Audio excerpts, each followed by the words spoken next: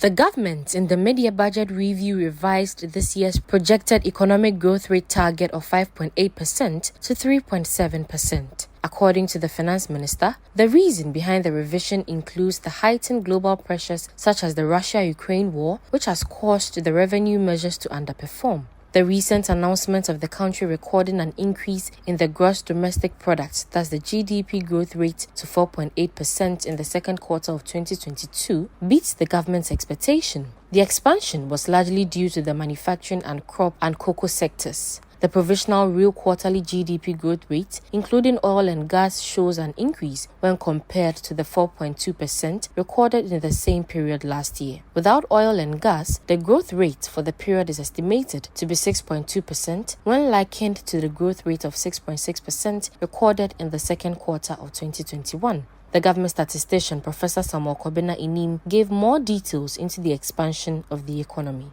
From a non-oil perspective, in absolute terms, GDP stood at 38,976.1 million, indicating that from a non-oil perspective, GDP growth rate was 6.2% relative to the 6.6% that was recorded for the same period in the second quarter of 2021. From a sectoral perspective, we see the services sector maintaining its dominance with a contribution of 45.8%, followed by the industry sector 32.1%, and the agricultural sector contributing 22.1%. This culminates in GDP basic prices 123,802.8 million Ghana cedis. Adding on indirect taxes culminates to a GDP current prices of 132,263.5 million GDP provisional current prices. From a seasonally adjusted perspective, we saw that the growth rate that declined significantly between the last quarter of 2021 and the first quarter of 2022 has been marginally reversed with a quarter-on-quarter GDP of 1.1.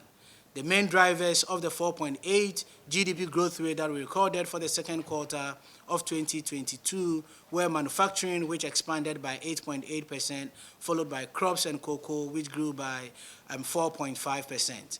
This development does not seem to come as a surprise to some stakeholders in the finance space. Economist Professor Lord Mensah is not impressed with the expansion, asserting that the growth of the economy at the macro level is not reflecting in the pockets of Ghanaians. He spoke to Citi Business News.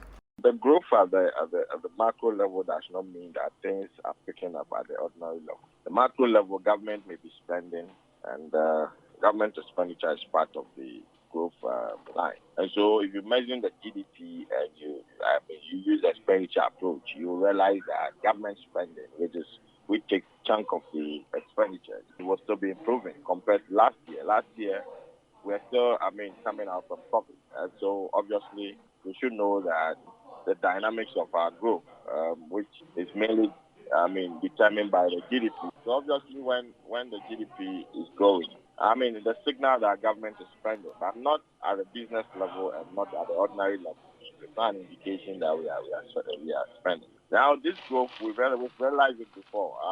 Before the COVID, we were growing around 7% and all those. But we didn't see that in our pocket. So it's not a growth that is surprising at all, because once government is active on the ground and you capture GDP growth using the expenditure approach, obviously, you'll see a signal of growth. And so comparing this year to last year, we're just coming up from COVID. And so definitely this year will be better.